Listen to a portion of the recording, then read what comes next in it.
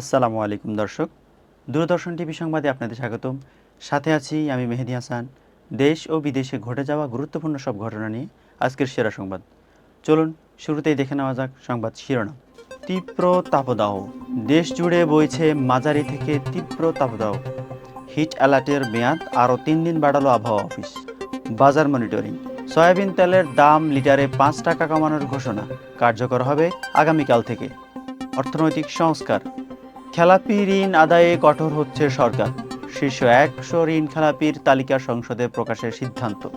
শ্রমিক অধিকার, মে দিবস সামনে রেখে ন্যূনতম মজুরি 25,000 টাকা করার দাবিতে রাজধানীর পল্টনে শ্রমিক সমাবেশ। দেশের সব সরকারি প্রাথমিক বিদ্যালয়ে স্মার্ট ক্লাসরুম স্থাপনের মেগা প্রকল্প অনুমোদন।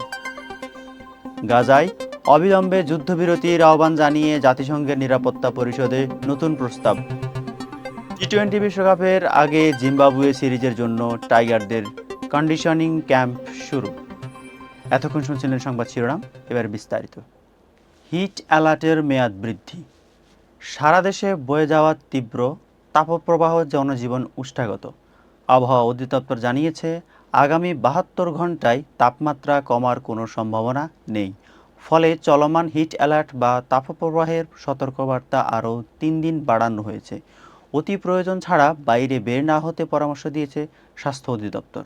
ভোজ্য তেলের দাম হ্রাস, সাধারণ মানুষের জন্য স্বস্তির খবর নিয়ে এসেছে বাণিজ্য মন্ত্রণালয়।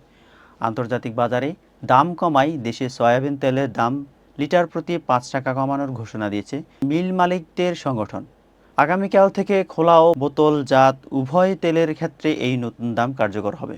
ঋণ খেলাপিদের বিরুদ্ধে কঠোর ব্যবস্থা, ব্যাংক খাতে শৃঙ্খলা ফেরাতে বড় উদ্যোগ নিয়েছে অর্থ মন্ত্রণালয়।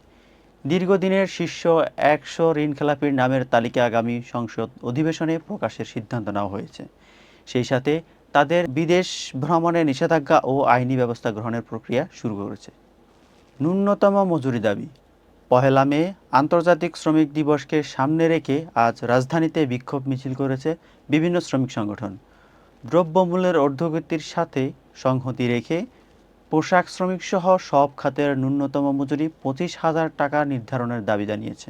স্মার্ট ক্লাসরুম প্রকল্প, ডিজিটাল বাংলাদেশ থেকে স্মার্ট বাংলাদেশ গড়ার লক্ষ্যে প্রাথমিক শিক্ষায় বড় পরিবর্তন আনছে সরকার।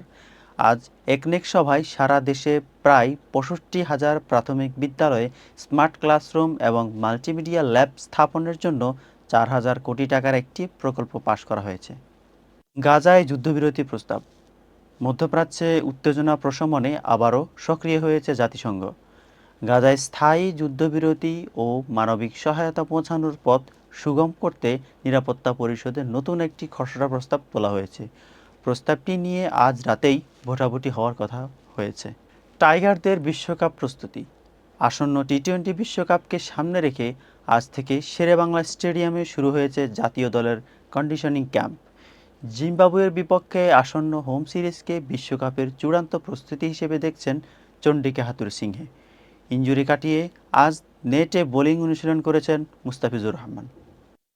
দর্শক, এই ছিল আজকের মতো সংবাদ। এতক্ষণ সাথে থাকার জন্য অসংখ্য ধন্যবাদ। আপনাদের সাথে ছিলাম আমি মেহেদী হাসান। পরবর্তী সংবাদ দেখার আমন্ত্রণ জানিয়ে এখানেই শেষ করছি। দূরদর্শন টিভির সাথে থাকুন।